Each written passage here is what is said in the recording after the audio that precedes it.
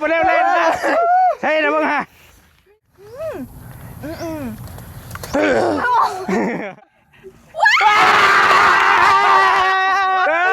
กำลังสิเตรียมแผนก็เบาเงาสิเอาโทรศัพท์ iPhone นี่แหละ iPhone 17เฮามาเซอร์ไพรส์น้องใบเตย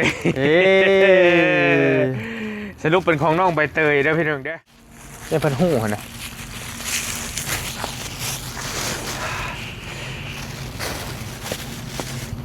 หอยวันนี้ก็ได้ติแค่นี้ก็เซอร์ไพรส์แล้วอะไรวะมาคอมเมนต์นี่น้องเบลน้องเบลยังก็ขอให้โชคดีนบมือแล้วก็ยิ้มน้องเบลเขาคอมเมนต์พี่น้องนี่เนาะแล้วก็ส่วนลายนี่ห้องใบเตยถ้าส่วนลายเลยใบเตยเอาที่กันมาแล้วเพิ่นมาแล้วมาแล้วไปใช้ให้เขาพักทายเจ้านึกว่ากองดอนฉลองกันเรื่องชิเลพี่เจ้าอะไรพายุงหลายได้เกี่ยวกับเลยต้องเขาติ๊กตอกแกงเฮือนอยู่นี่บ่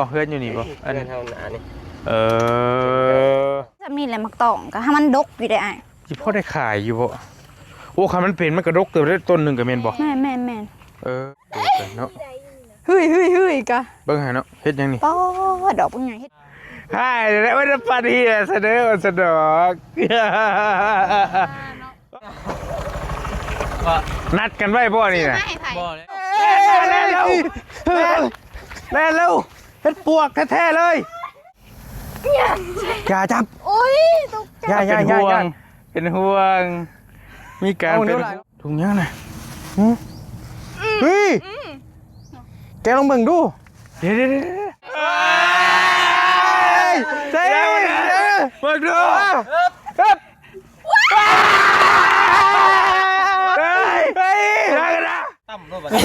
ยงจะได้ดีใจว่าดีใจ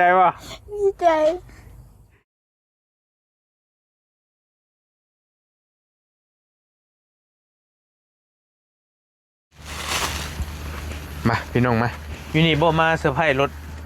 เข้าไปในขึ้นอีกแล้วโอเคปอต่อหายเฮ็ดบ่เลยฮะก็หายเฮ็ดบ่จังวะสวัสดีแล้วพี่น้องเด้อพอดีวอลลี่กำลังสิเตรียมแผนก็เบาเงาสิเอาโทรศัพท์ iPhone นี่แหละ iPhone 17เฮามาเซอร์ไพรส์น้องใบเตยสรุปเป็นของน้องใบเตยแล้วพี่น้องเด้อป้องเนี่ยยุงเหรอโอ้ยุงลายไหวบ่พี่น้องเนาะไว้แต่ว่าเข้ามาเซอร์ไพรส์อยู่สวนน้องเพิ่นสวนน้องโบบ่น้องสวนครอบครัวเพิ่นนั่นแหละสวนหมักต้องหรือว่าหมักกระทอดพี่น้องเอ้ยหม่องน้องพัดชัยเอารถมาเซอร์ไพรส์มื้อนั่นแหละบอลลี่โทรให้น้องเพิ่นออกมาพี่ก็บ่ได้บอกว่าออกมายังบอกว่าออกมาถ่ายคลิปอยู่พี่บอลลี่อยากมาเบิ่งสวนบางอย่างเพิ่นให้นะแล้วก็ครั้งแรกผมบ่เคยเข้ามาจักเทื่อแม่นละโอ้บรรยากาศดีเหลือเกินยุ่งนะแล้วจะเอาไว้ใช้ในโทรศัพท์นี่ก็เอาไว้กุ๊กไม่หอยมองได้มองนึงก็ได้เนาะเลยนึงก็ได้มองได้เสื้อผ้ารถนะไปไม่ปากขอไปไหนผู้ขอเลิกไปนั่นก็ได้ที่เบาะเอาเสื่องตัวเลิกแห้งอย่างนี้นี่มันก็ได้เอาไว้มองได้ดิบ่นี่ตรงไหนเนาะโอ้เลิกกี่ลีแต่ว่าคักเนาะไม่ร่มรื่นดิเสียแต่มียุ่งลายพี่น้องเอ้ยคือค่ายเป็นดงเด้เป็นป่าดงเพิ่นอนุรักษ์เก่าวะเอาไว้มองไหนดิมาเย็นๆเพิ่นมาก้อนอย่างนี้นะเย็นเพิ่นหู้นะ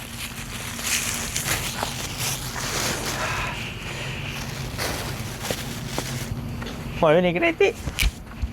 แค่นี้ก็เซอร์ไพรส์แล้วไงวะแม่อ้าวบอดี้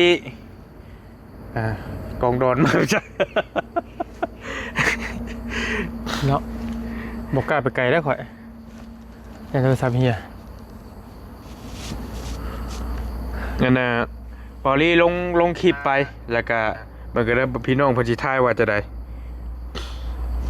น้องใบเตยชัวร์ใบเตย100%ใบเตยสงสารเขาขอให้เป็นน้องใบเตยของบาร์บี้ เอาพี่กันมา บาร์บี้ก็มาแต่เปอร์เซ็นต์ของเบาเง่านี่ก็บ่มี น้องเบลก็มาคอมเมนต์นี่น้องเบลน้องเบล มีคนน้อง ยังก็ขอให้โชคดีนบมือแล้วก็ยิ้มน้องเบลเขาคอมเมนต์พี่น้องนี่เนาะแล้วก็ส่วนลายนี่ห้องใบเตยถ้าส่วนลายเลยใบเตย เปอร์เซ็นต์ของ เอ้า สบายดี เอาที่กันมาแล้วเพิ่นมาแล้วมา แล้วไปใช้ให้ เห็นเจ้าเข้ามาทักทายเจ้า นึกว่ากองดอนฉลอกกันเรื่องชิเลน ที่เจ้าอะไร พายุง ยุ่งหลายได้เกี่ยวนี่ มักต้องเขานี่ฮะ นัดน้องๆเพิ่นสิมาถ่ายคลิปกับเพิ่น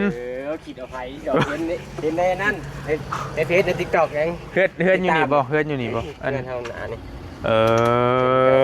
ใส่ตะเลี่ยวเงินไผ่เอาเสือพา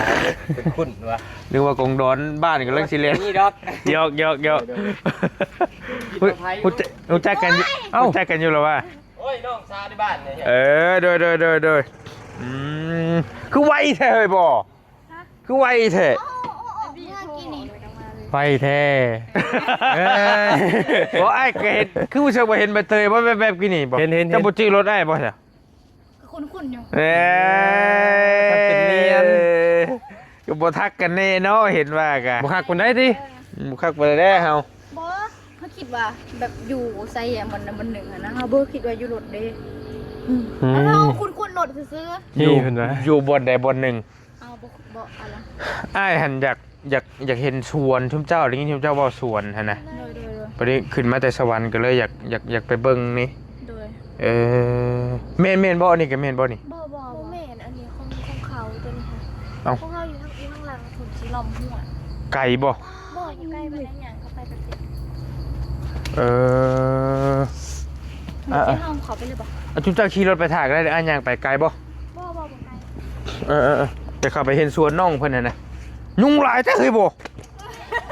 ปอโธ่ บ่ได้ถือนั่นมาบ่ซะ อยากก็ต้องมียากันยุงด้วยเนาะเฮ้ยเนาะจะเข้าไปได้อ้ายย่างเข้าไปท่า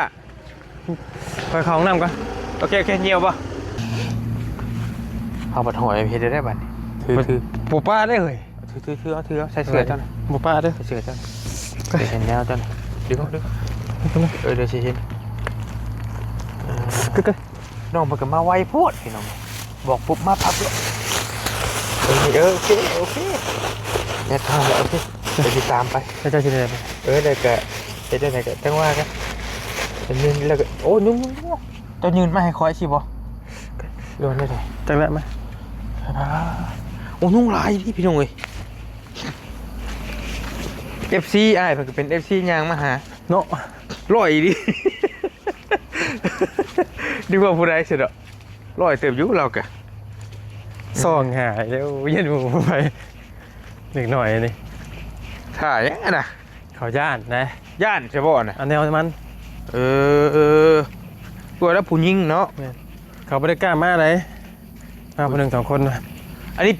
เป็นโฮมสวนหมักต้องหรือว่าหมักกระทอดได้พี่น้องเอ้ยครั้งแรกได้พอลีได้เข้ามานี่ป้าตกเบิ่งดูบ่ยาวแบบเซินๆให้พี่น้องเพิ่นเบิ่งนี่ มันโมหกเนาะ เออ แต่ผมเป็นตามมาเอาหมากมันย่างเอาง่าย เอ้ยงามเว้ยๆ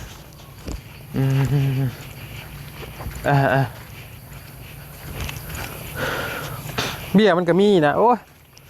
เบี้ยต้องขุดเอาเบี้ยมันมาปลูกไว้ ตัวได้สวนน้องอ๋อมีหัวเห็นบ่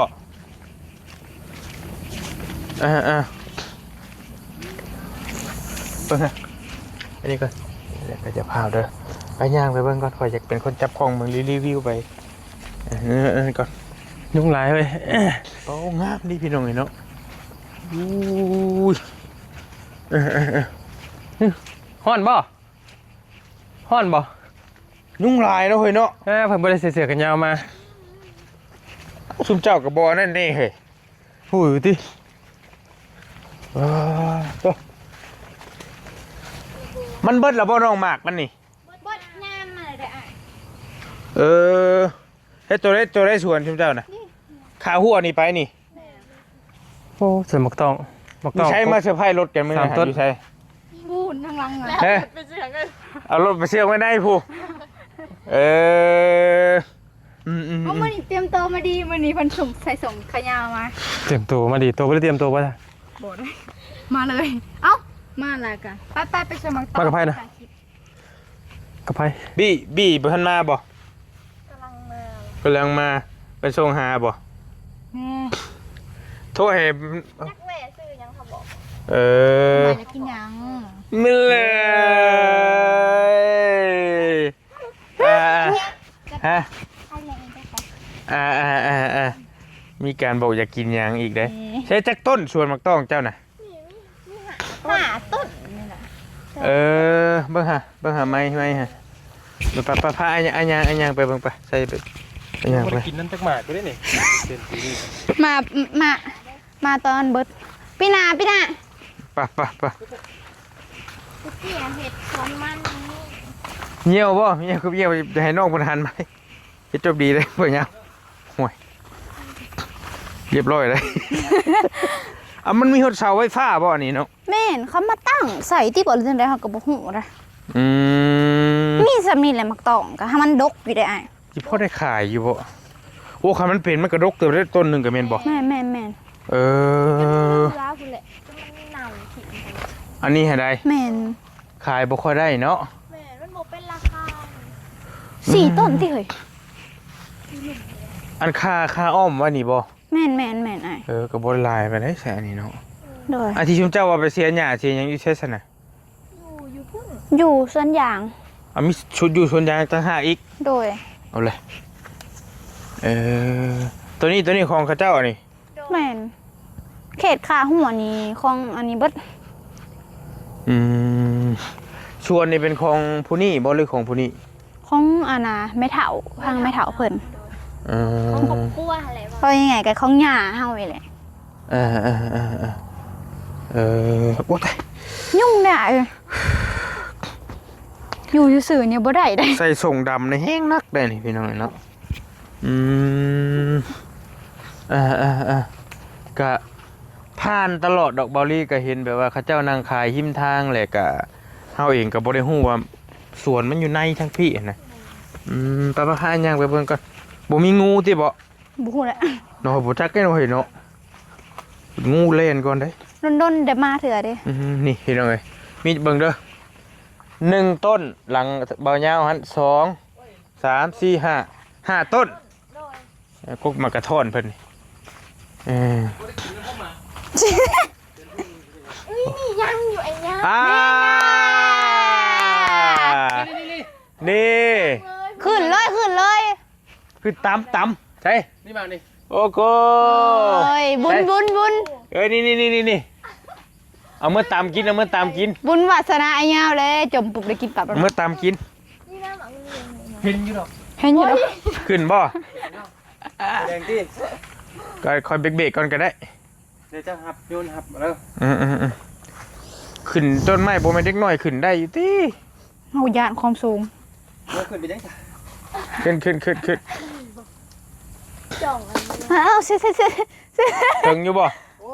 ตัวนี้ ขายาวอยู่ค่อย โอ้ยยุ่งนะเฮ้ย ๆบอกตรงๆเลยต้องยุ่งพี่น้องไง พักขยิงก่อน บ่ฮู้ ไปหาเอาได้อยู่ที่ เจ้าว่าอะไรเด้อ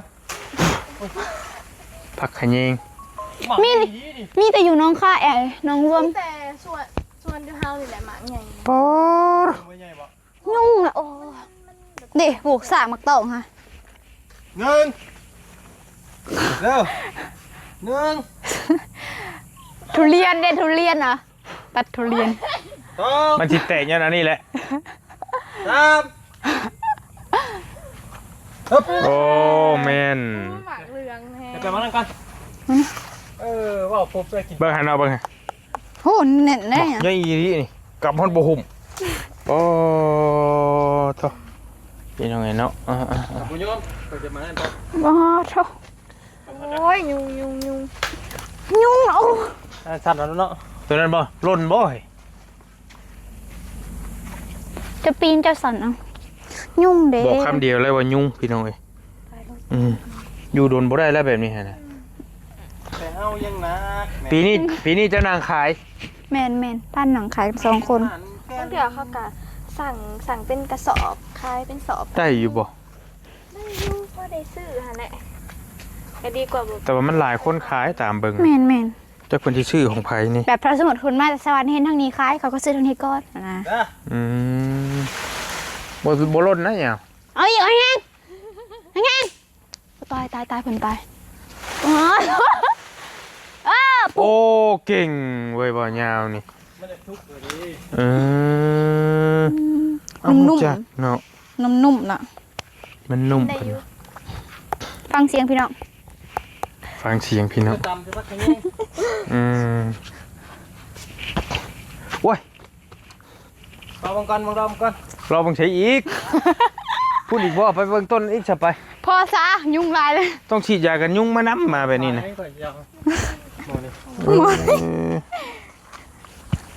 ฝุ่นหัวกันเลย เบิ่งรถเด้อเขายู่รถไปแล้วประจักษ์ โอ้เบยหลอกคอเลย อันนี้ หา ไป ย เลยเด้ เห็นอยู่ทุกคน หยกโค ไปจังไหนก็ไปครับ เบิดแล้ว เบิ่งจุดีกัน หลายคนได้กิน กับดาบอยู่พอแห้งนี้แล้ว ไม่แต่ซากไม่เลยยาว จังว่านี่แหละ ซากมัน มันล่นได้หนีเนาะนี่เนาะ แม่น อืมเฮ้ย ไม่บอก เฮ้ยโอ้ยโดดกันเนาะ เฮ้ยกะ เบิ่งหาเนาะเฮ็ดยังนี่ ป้อดอกเป็นไงเฮ็ดปวกเตียนนะ โอ้ยมิน แซงดมเท่ ต่างดมบี้เลยติ ยุ่งเลยน่ะหำป้าเลือดแรงเคิกอยู่ โอ้ยหนาเพิ่นนั่งนี่เต็มอยู่ เสียงหัวเราะมีความสุขแท้ ยังคือมีความสุขแค่มันนี่ โอ้ เด็กได้เจ้า หัวไหลกับพิษนอเลย ผิดไรผิดปกติไปทำนี่บ่ล่ะ กันพอดำพอดีบ่กล้าเข้ามาได้แม่นบ่ล่ะ แม่น มันก็ ยุ่ง เป มั รี้ น ยว ห อ ลา ยู่ ย พี่น้องนี่เนาะ แต่มาผู้เดียวกล้ามาบ่ดิ เปรี้ยวๆอยู่ กองดิสองคนกล้ามาบ่ กับบอบบี้ด้วยจ้ะ แน่อันนั้นแห่งตัวอันตรายบ่ โอ้ไปบอกลูกชายข่อยเด้ออยู่ภาพบุรุษแท้ได้ฮะ โอ้เป็นยังคือมีสายไฟน้ำหมกโอ้มีแผนมันจะมีแผนที่เสาให้นะ ไอ้ เอาไพ่เขาเอามาตั้งนะ อันนี้บ่จะว่าถ้าสมมุติว่ามาพุกเคินพุกชาอยู่นี่ก็ได้นะ แม่ มันสิ มันยากทางค่ะ มันยากทางเขาทางออก มันอยู่ในหัว มันเป็นป่า มันก็เปรี้ยวโพดเนาะ มีได้อยู่ป่า แต่ว่าแต่อีกส่วนหนึงเด้เปรี้ยวไปนี่บ่ ต้นใบเตยตัวนั้น อ๋อตอนนั้นชวนไปเตย โดย ใช่คอมพิวเตอร์ตัวใด บุญของเฮาของอันนะน้องแม่พี่น้องกัน บ่อันนี้ก็มันก็บ่ได้ไกลจากถนน แค่ว่า มันเป็นป่า ถ้าว่ามันเป็นเบิดนี่ก็พออยู่บนตะย่านดอกแค่ว่าตอนนี้ยังบ่มีไผเข้ามาอยู่ซื่อ ได้ป่านะ ๆมีอีกบ่ พ่อตาเพิ่นดี เฮ็ดได้เอาบัดนี้เอา สูงเลย ช่องหมากกับพ่อตี หั่นดิหมักใหญ่ช่ำน่ะ ตันเอาให้ โอ้ยุ่งเด้ เจ้าเท้าเด้อ ได้บ่ยะขึ้นรถเจ้าน่ะ วีมันอ่อนใหญ่ อีกกดใจหัวใจหากันรัวๆๆๆอยู่นี่บอกเพิ่นอยู่สวนพี่เด้อสิฮอดแล้วบ่บอกอยู่บี้บอกวี่ดูสิฮอดแล้วบ่ โอ้ เป็นไงเพิ่นเลยมาสวนพี่โทรหารถ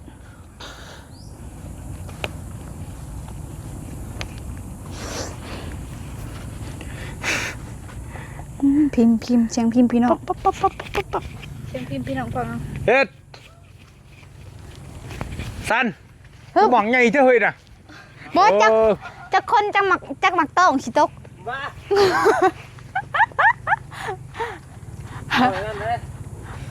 มึงแต่งาแน่อ้าย ระวังไหม ปุ่มมึงมานี่เอวครับ โอ้ร้อยลิบ่ยาวให้ไปเตยครับจับมาจะถึงหัวเฮาก็พอ ทานว้าวเลยทำไมเธอไม่แม่นเลย I'm so sorry มี sorry เลยโอ้ยฝรั่งก็มาป่ะมาแบบไหนอีก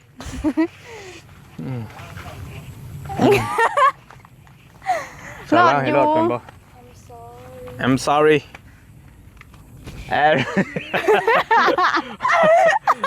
sorry นี่แปลว่าขอโทษบ่ แม่น บ่เป็นหยังเด้ ฮะ บ่เป็นหยัง กับแปลได้สองอย่าง ไปได้2อย่าง อ๋อบ่เป็นหยังสดก็ได้คือกัน excuse me กับแปลว่าโบเป็นหยังแบบประมาณนี้ excuse me แบบสมมติขอโทษเด้อขอถามแหน่ประมาณนี้นะแบบ sorry excuse me อันนี้สวนไผ่ ไม่ยากอันนี้นะ โอ้อยู่กับน้องจะได้ภาษาอังกฤษได้บาทนี่พี่น้อง excuse me นี่เซินไปแล้วบ่ อ้าวสมมติว่าไอ้ถามexcuse me แต่ถามว่าสวนไผ่นี่ว่าได้ได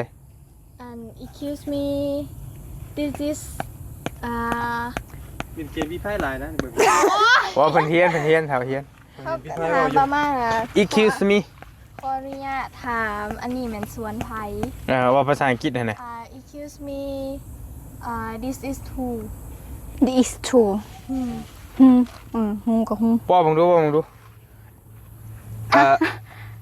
อีหยังก็อีกนี่นะ excuse me ยังก็ว่าเรื่อง excuse me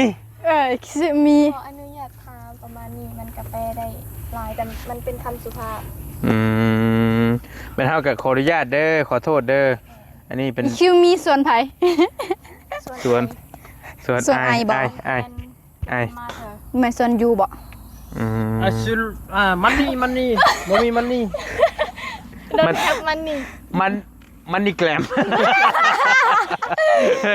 มันนี่แกลมต้องทับเงินด้วยมันนี่แกลม มันแคป a lot of money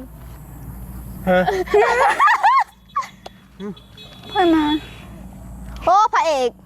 โอ้ลูกชายคอยโอ้ บ่ได้ยอมเนาะหมอนี่เฮ็ดมันขี่มาเลยแหละบ่ได้ยอมนะเบิ่งเด้อ โผล่ตาย เฮ้ยน้ำปั่นเหี้ย บ่ได้คือแบบว่า อ๋อช่างน้ำปั่นกันบ่ใช่แล้วน้ำปั่นเฮียเสนอโอ้ย เรียบร้อยแล้ว โอ้เลยหมอนี่ บี บ่คมหักเด้บ่คมหักเกือโบ เพื่อเจ้าขอให้ได้ทุกอย่าง ไปนะอีหาเรื่องให้อีกแล้ว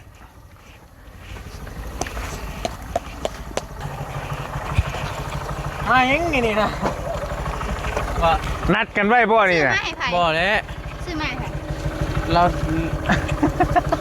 คือว่าอะไรนะ ชื่อมาชื่อแก้วเดียว ซื้อซ่องเกี่ยวบ่ได้ เราสั่งเลยเฮาไปแหวเอาเอาว่าแท้ได้นี่ว่าแท้ได้ ของเฮาได้สั่ง อ๋อใบเตยเตย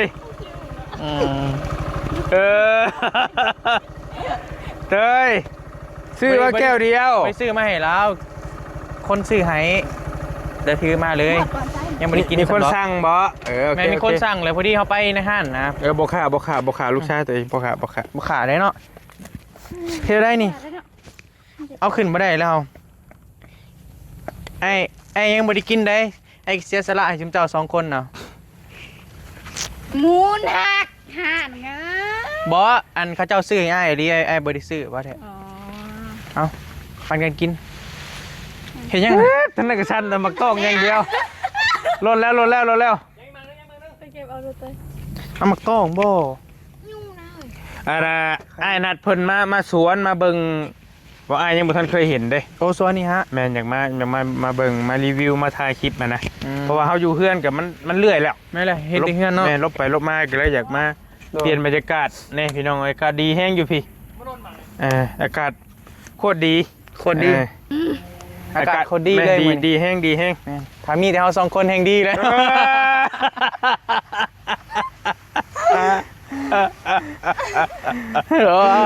องกันเอาซ่องขา ว้า ไอ้เนาะ เตยเริ่มออกอาการแล้ว ไปก็เด้อ เริ่มบ่ไหวแล้ว ตำให้กินหน่อยเด้อ ตำดิเซ่ ตำบ่แซ่บก็ได้ขอแต่เจ้าตำให้กินเนาะ เลย ขอแค่ใส่ใจ ใส่ใจก็แซ่บแล้ว อย่าแล้วยุ่งกัน มา ยังไงเอา มาจะใช่เนาะ มาที่งานสายฟ้า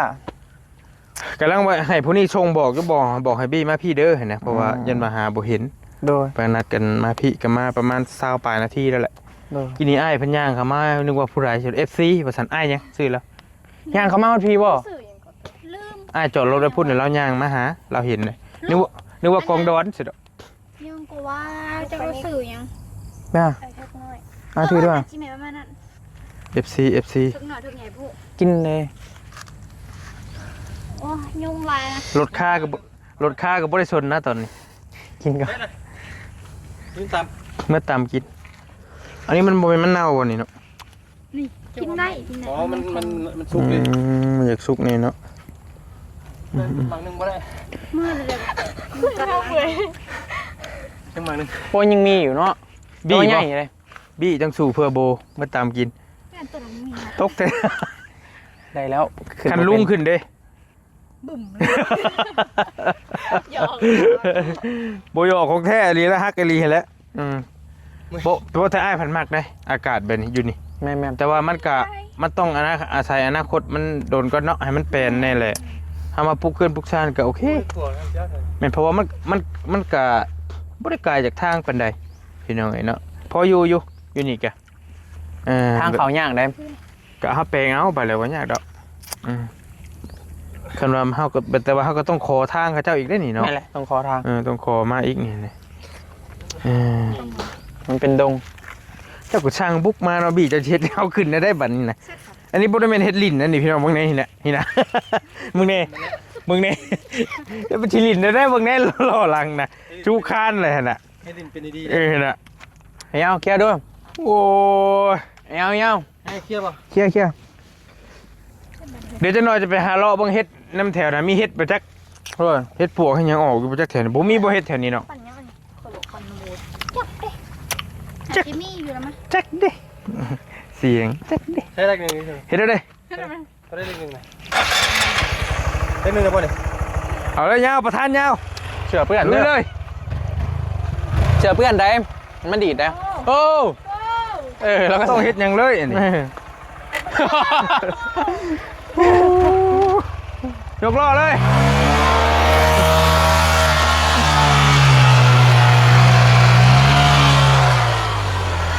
โอ้ดีย่างขี้ต้มต้องเอา โอ้ให้กลัวห้อยงูเหลือมเดี๋ยว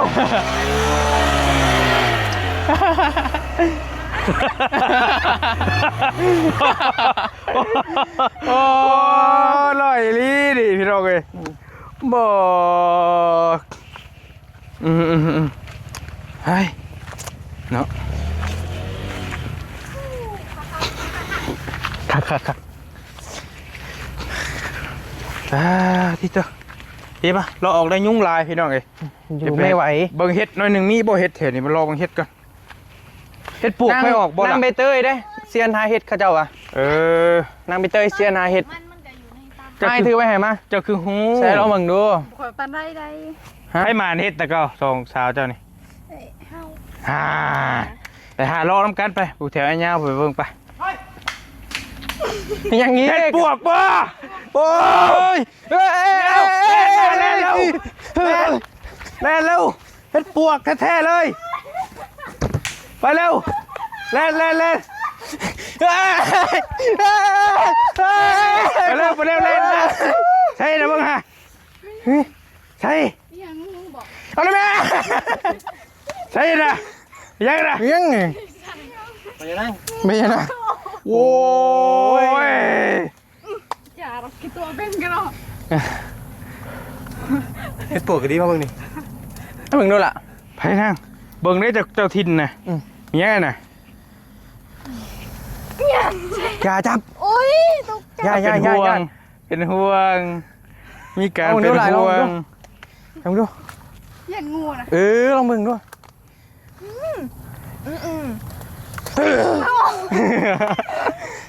เฮ้ยเป็นยังไง ยังไง ไปยังนั่ง ถุงบอก ถุง เอาล่ะให้ เอาขึ้นมาดูเอาขึ้นมาดูล่ะ ถุงยังน่ะเฮ้ยแกลองเบิ่งดู เดี๋ยว เฮ้ย เดี๋ยว แต่บ่ได้แกเบิ่งบ่ ห้องน้ เฮ้ยมาก่อน กลัวให้ข่อยแกะ เบิ่งว่าพี่อะไรแม่กินน้องจอดทงเงินทงยังบ่ย่านคนมาหาเฮ็ดแล้วเขา ซุ เจ้าก ลืม แล้วมีซุกแล้วอันนี้นะถุงยังนี่ล่ะ ระวังเขาเจ้าไปกวาดลายนิ้วมือเด้อกล้าจับบ่ได้เจ้าจับเลยเด้อเจ้าบ่ครับให้จับไปผู้นั้นต้องจับเลย เป็นโทษแต่คนเดียวเนาะ มีลายมือผู้เดียวดิ ลายมือผู้เดียวแล้วเจ้าสิเป็นโทษเนาะ อ๋อเด้ลูกยังน้อยอยู่ เขาก็บ่เอาเด้เจ้าหาพิซซ่าโลดเจ้า ำตายแล้ว เฮ้ย เจ้าก็ถุงงูเปลือก ลองมึงรถแกมึง กลับรถ ยัง แกมึง ลูกยืนก็ได้อยู่เลยลูกยืนเอาลูกยืน มึงดูเฮ้ยทงคุณ เฮ้ยเปิดดูเฮ้ยได้กันนะ ยังบอ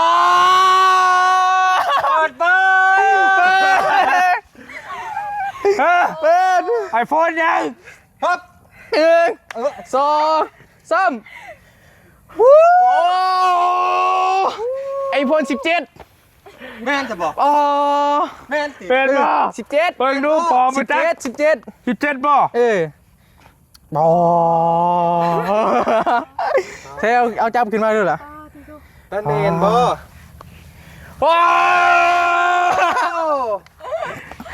ของ ต้ แท้ องไป มีชื่อบ่ล่ะ เส้นนะเส้น สั่นแล้วมีชื่อบ่เบิ่งชื่อดูมีอยู่บ่ชื่อนี่ฮะ สั้นบ่ดีอีกแท้ ใช่สื่อ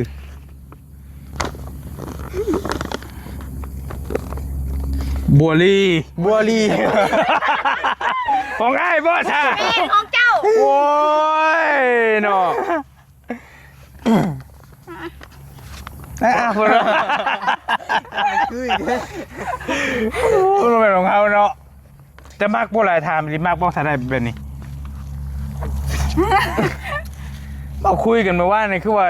อยากได้ไอโฟนอยากได้ไอโฟน13แล้วก็ 17บ่เหรอวะ มักสีขาว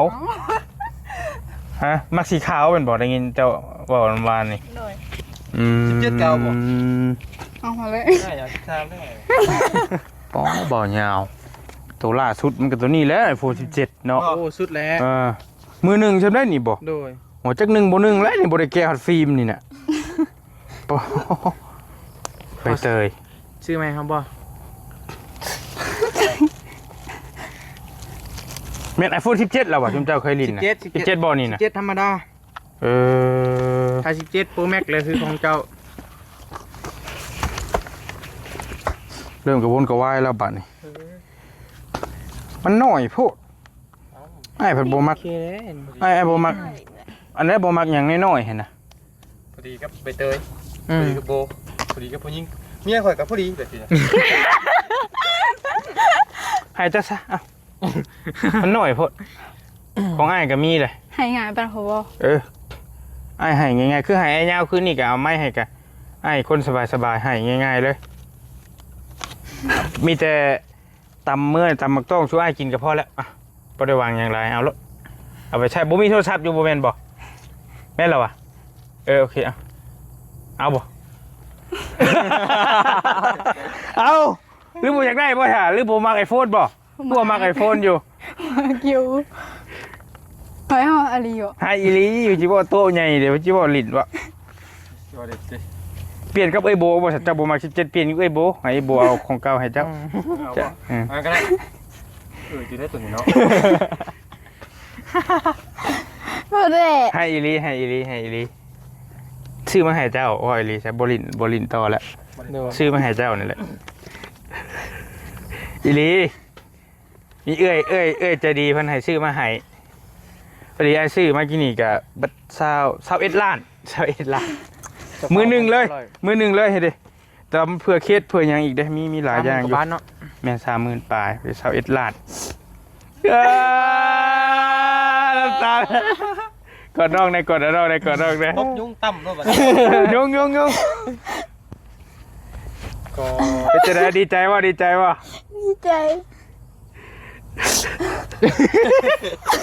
เกินคาดเนาะ โอ้ยคนลุก ขนมอีกแล้ว คนลุกแล้วน้าแต่อีกแหละ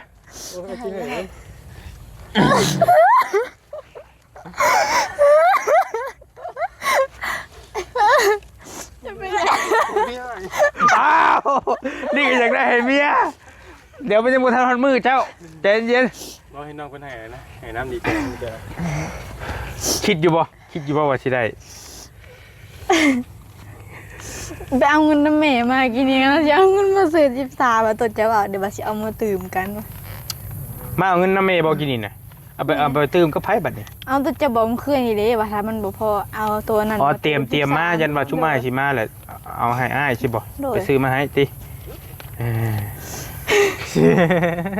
มือช้องอันน่ะเพิ่นว่ามันรุ่นเก่าโพดซื้อมาแล้วยันแบตมันเสื่อมมันหยังยันใช้บ่ทนหั่นน่ะเพิ่นก็เลยให้อ้ายซื้อตัวใหม่ให้เลยซะเพิ่นว่าเอา17เลย iPhone 17เลย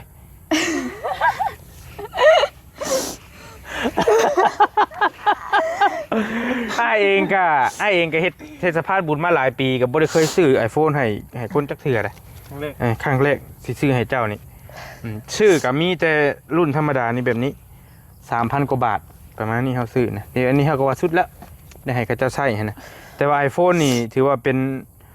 มือถือเครื่องแรกที่ได้ซื้อมาให้ใบเตยแล้วก็เป็นเจ้าแรกเลยนะมือหนึ่งเพาะแล้วก็ไปถอยมาจากศูนย์เลยนี่ศูนย์ไทยอย่างดีพี่น้องเนาะ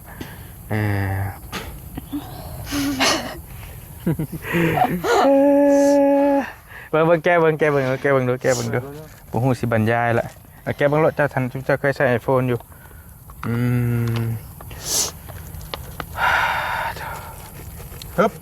ว้าว ไม่ลี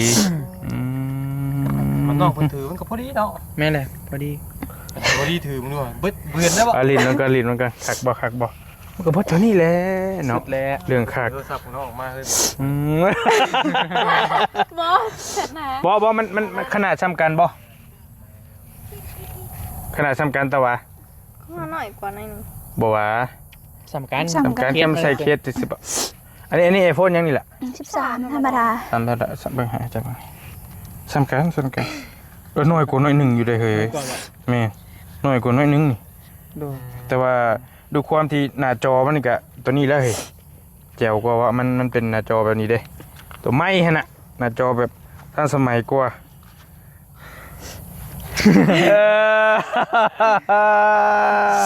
อะไรตอนนี้บ่ได้ตั้งยังให้เด้อมีแต่เจ้าผู้เจ้าไปตั้งเองเพราะว่าน้องๆเพิ่นเคยใช้อยู่มี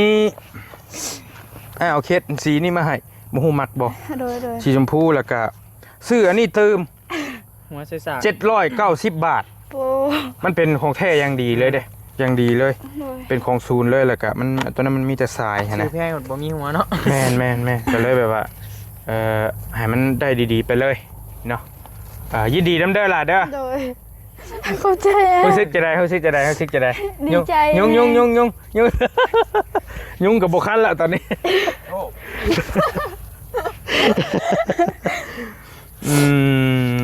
ก็เอ้ยใจดีที่เพิ่นเลี้ยงกุ้งเลี้ยงอย่างวันเกิดอ้ายมื้อนั่นแหละเด้อ โดย เพิ่นอยู่บ้านต้นเผิงเมืองต้นเผิงอยู่แขวงบ่อแก้ว คนลาวเฮานำกันนี่แหละ โดย เพิ่นเห็นคลิปอ้ายที่ไปถ่ายเจ้าแหละรู้สึกแต่ว่าก็บ่ได้ถามสอว่าเพิ่นเห็นคลิปใดแต่ว่าเพิ่นเห็นใบเตยแล้วเพิ่นกระบาปเพิ่นสงสารหั่นนะเพิ่นว่าเห็นผู้นี้ได้ไอ้เพชรนี่แหละแล้วก็ผู้นี้บ่มีหยังหั่นนะผู้บ่าวก็บ่มีโทรศัพท์ก็บ่มีแล้วก็ กระบาปก็เลยว่าจัดให้เลยซะว่าซั่นหั่นนะเอาเป็น17 โดย โตใหม่ล่าสุดเลยพี่น้องก็อ้ายแล่ลงไปซื้อกับไอ้ยาวกินนี่ขึ้นมาแล้วก็เห็นอยู่บ่คลิปอ้ายซื้อ เห็นเบิ่งก่อนออก ถามมิลีถามจากใจเลย คิดว่าเจ้าสิได้บ่เจ้าคิดว่าเป็นของเจ้าอยู่บ่ บ่ เมื่อคืนนี้ไอ้ก็เว่าเกินๆให้อยู่เด้ โอ้ ก็บ่ได้คิดหยังรับแล้วก็ลืมไปเลย โอ้ยบ่ได้คิดว่าสิได้ปานนี้ โดย มีแต่คิดว่าทิปได้ทิป3ก็โอเคแล้ว แม่น iPhone ทิป3ก็โอเคแล้วเนาะ ๆโดย อืม ยาว จะฮู้บ่เห็นน่ะฮู้บ่ โอ้โห แต่ว่าพัดชัยก็ฮู้แล้วกินนี่ส่งหาพัดชัยน้องเบลเป็นฮู้แล้วว่าสิเอามาให้ใบเตยแล้วก็นัดเพิ่นมาเบิ่งต่างมาเบิ่งสวนน้ำเลยพี่น้องเนาะก็นั่นแหละยุ่งกับลายบ่ว่าลายแล้วก็จังไปตั้งอีหยังเอาแล้วก็จังลิ้นไปเด้อมีแต่ โดย ก็เพื่ออนาคตของน้องก็เอามาใช้ในการทำการเรียน โดย เฮาก็ลิ้นยังมีสติเด้อหลายเด้อ โดย ลิ้นยังมีสติและปัญญาและลิ้น โดย ลิ้นเบิ่งเนี่ยมันดีๆนะเนี่ยมันบ่ดีเฮาก็บ่เบิ่งเพราะโลกโซเชียลเฮาเสพให้มันดีมันก็ดีนะ รวยก็รวย แม่นเฮาเฮ็ดให้มันรวยก็รวยเฮาเฮ็ดให้มันบ่ดีมันก็บ่ดีเอามาติดเกมติดพนันออนไลน์นั่นโน่นนี่มันก็คือฮู้หั้นแหละเนาะเฮามาใช้ในทางที่มันเป็นประโยชน์ก็เป็นประโยชน์เพิ่นอุตส่าห์ซื้อให้ตั้งเพลงๆแล้วก็เฮ็ดเอาเนี่ยมันดีก็ได้เนาะ โดย เคยใช้ iPhone หยังล่าสุด iPhone X iPhone X คือ iPhone 10นั่นแหละคล้ายๆ iPhone X เด้มันสิเป็นแบบนึงหั่นเนาะเห็นบ่เสียงใช้ตอนนี้พี่น้องแล้วมันตายเนาะล่ะเนาะ โดย แล้วก็สิเก็บนี่เงินบ่พอสิเก็บเงินให้ช่วงเปิดเทอมบ่เก็บเงินซื้อให้ โดย มาพ่อกับแม่เด้อ ซึ่งเพิ่นสิรู้สึกจะได้เนาะแม่จ้ะเนาะ พอคือสิบ่ได้เห็นดอกลงปักเซ่เลย พอไปบักเซ่แหละ โดยแล้วไปส่งร กระ ถ ทบ เบิ่งคลิปบ่ โทรอวดแล้ว เบิ่งก็เบิ่งหน่อยหนึง มาเดียว โดย บอกแล้วเบิ่งได้แน่พอจะ บ่ซ้ำแม่ซ้ำแม่จะสิเบิ่งเนาะ แม่นะเบิ่งทุกมื้อแม่ เบิ่งได้ส่งนี่ติมาอยู่ท้องลูกชายอยู่ มาถ่ายลูกสาวเราแล้วแฮงเบิ่งแล้วอ่ะเราเป็น FC อยู่แล้วเด้ฝากน้องมือของบ่ขอบใจเอื้อยเพิ่นแน่เด้อ เอ้ยใจดีอยู่ฝั่งไทยแล้วก็ตื้มน้อยหนึงเพิ่นฝากเงินมาให้อ้าย19ล้านไปปลายนี่แหละมันบ่พออ้ายก็เลยเอาเงินตัวอ้ายใจดีผู้หนึงที่ฝากมา 3,000 เมื่อวานนี้แบ่งให้แบ่งตื้มใส่หั่นนะ โดย เดี๋ยวอ้ายสิไปไล่เบิ่งว่ามันเหลือเท่าใดแล้วสิเอามาคืนให้เจ้าเด้อ โด ตัวย นั้นเป็นผู้ใหญ่ใจดีจากบ้านต้นเผิงเมืองต้นเผิงอยู่แขวงบ่อแก้ว แล้วก็เอาเงินของอ้ายใจดีอีกทานหนึงตื้มใส่น้อยหนึงมันบ่พอเด้ขอบใจเพิ่นนี่เด้อผู้ใหญ่ใจดีทั้งสองท่าน ขอบใจเอื้อยที่ฝากเงินมาซื้อโทรศัพท์ให้น้องเอื้อยมาน้องสัปดาห์ก็หายกลับคืนไปหาเอื้อยลอยเถาพันเถาเด้อ โดย สำนีก็น้องก็ดีใจเลยเอื้อยให้น้องสำนีก็ขอบใจเอื้อยหลายๆเด้อโอ้โหยังบอกสั่น ได้พูดอะไรอยากได้หยังบัดนี้ในความฝันที่เจะตั้งไว้ ยังเหลือแต่หนีบัดนี้นะ ยังเป็นหนี้หนี้อัน30,000ปลายเจ้าว่าน้ำไม้เห็นบ่ โดย เป็นหนี้30,000กว่าบาทพี่น้องแล้วก็ย่าแล้ว โดย ก็อยังหน่อยก็ได้แล้วเด้ตัวนี้ก็เงินที่ไอ้ายเพิ่นมอบให้2,000ก็เก็บไว้โฮมไว้เนาะ โดย ไปใส่ไปเทื่อเล็กเทื่อน้อยหนี้เฮ็ดจะได้พี่น้องเนาะเอาอยู่ดีมีแฮงบ่ลี่เองก็ต้องขอบขอบใจทั้ง